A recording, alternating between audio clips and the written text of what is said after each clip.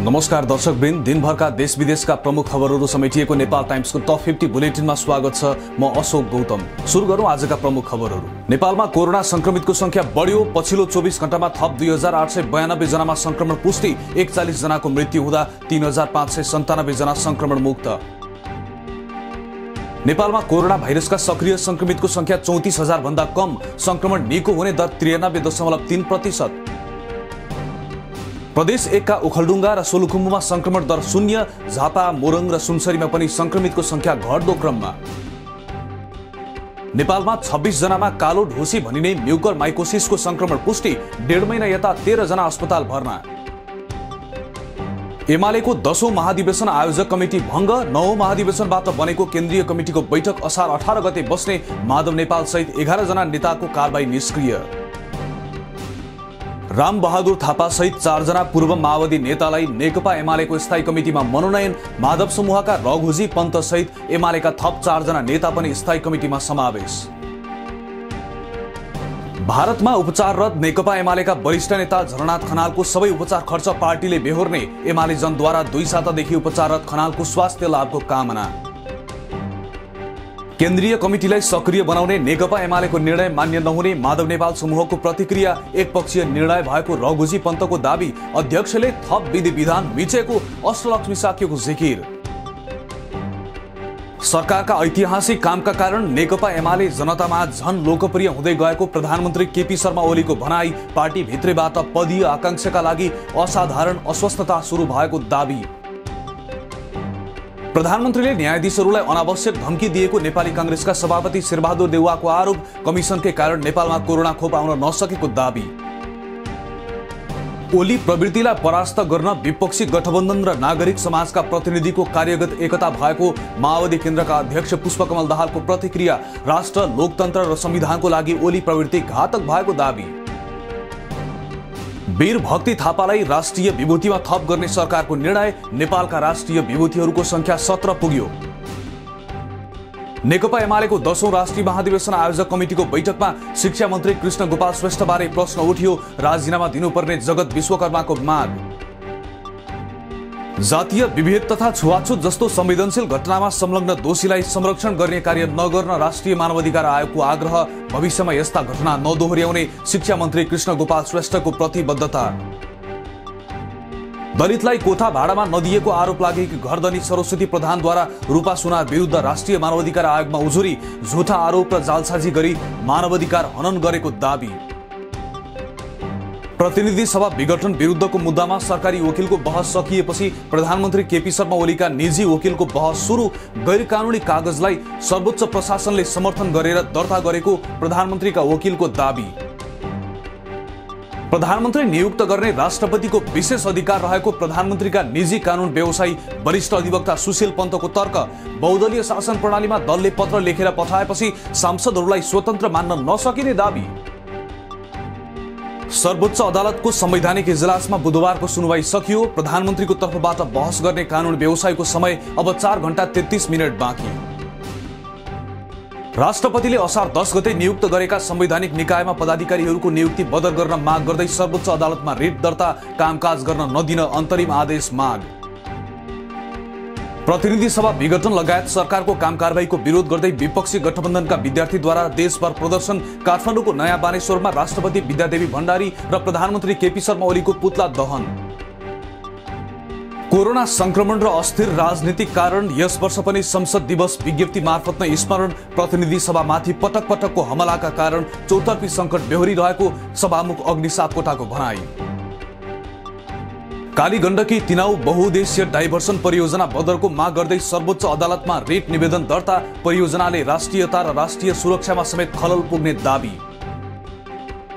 परिवर्तन र अग्रगमनका चर्का नारा घन्काए पनि जनताले सुखको अनुभूति गर्न नपाएको पूर्व राजा ज्ञानेन्द्र शाहको भनाई। कोरोना विरुद्धको खोप उपलब्ध गराउन सरकारले प्रभावकारी पहल नगरेकोमा असन्तुष्टि। राज संस्था सहितको वैदिक सनातन हिन्दू अधिराज्य कायम गर्न माग गर्दै स्वतन्त्र नागरिक समाज अभियानद्वारा काठमाडौँमा प्रदर्शन। निषेधाज्ञाको राजनीति बन्द गर्न दबाव। रत्नपारको आकाशी पुलको पर्खालमा कोरोना महामारीको अग्रपंक्तिमा खटिएकाहरूको सम्मानमा बनाइएको चित्र काठमाडौँ महानगरपालिकाले मेटायो। अनुमति लिएरै बनाएको चित्र मेट्नु फ्रन्टलाइनर प्रतिको अपमान भएको आरोप। सामाजिक सुरक्षा कोष विरुद्ध बैंक तथा वित्तीय संस्थाका कर्मचारीहरूद्वारा आन्दोलन सुरु। खाइपाई आएको सेवा सुविधा समेत खोसिने गरी कोषमा आबद्ध गराउन लागिएको भन्दै विरोध।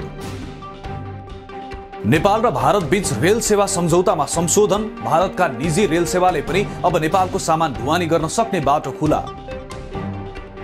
राउटे युवतीमाथि यौन हिंसा गरेको अभियोगमा पक्राउ परेका 3 जनालाई पूर्वपक्षका लागि थुनामा राख्न सुर्खेत जिल्ला अदालतको आदेश। 3 जना कारागार चलान। नेपालमा करिब 89% जनसंख्याको पहुँचमा इन्टरनेट सेवा पुग्यो। 1,17,60,000 बढीको पहुँचमा 3G इन्टरनेट।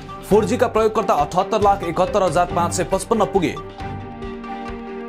नेपाल नागरिक उड्डयन प्राधिकरणद्वारा जुलाई महिनाका लागि अन्तर्राष्ट्रिय नियमित उडानको तालिका सार्वजनिक। सातामा 21 उडान हुने।